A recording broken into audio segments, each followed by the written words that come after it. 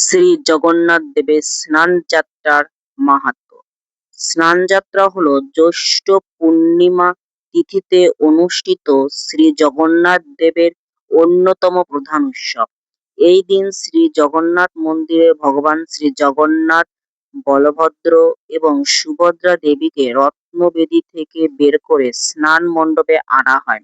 প্রাচীন প্রথা অনুযায়ী ১০৮টি পবিত্র কলসে জল দিয়ে ৩ দেবদেবীর মহাস্নান করানো হয়।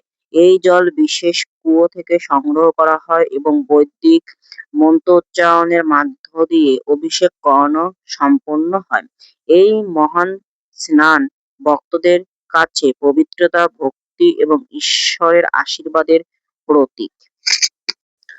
লোকবিশ্বাস অনুযায়ী অতিরিক্ত স্নানের পরে শ্রী জগন্নাথ দেব অসুস্থ হয়ে পড়েন। এরপর শুরু হয় ১৫ দিনের বিশ্রামের সময়। এই সময় সাধারণ ভক্তরা দেব দর্শন করতে পারেন না। বিশ্বাস করা হয় দেবতারা এই সময় চিকিৎসা ও বিশ্রাম গ্রহণ করে।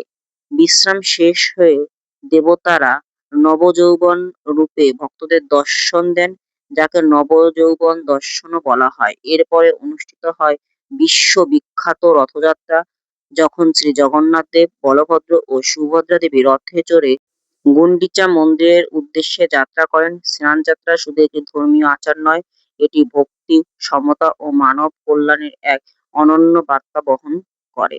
ধর্মীয় বিশ্বাস অনুযায়ী আন্তরিক ভক্তিভরে স্নানযাত্রা দর্শন ও স্মরণ করলে ভগবান জগন্নাথের কৃপা লাভ হয় এবং জীবনে শান্তি ও মঙ্গল প্রতিষ্ঠিত হয়।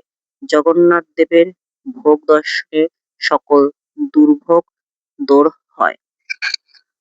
এই উৎসব ধর্ম ও বর্ণ নির্বিশেষে অসংখ্য মানুষ ভগবানের আশীর্বাদ লাভের আশায় অংশগ্রহণ করেন। স্নানযাত্রার শেষে ভগবানকে ৫৬ ভোগ দিয়ে পুজো করা হয়।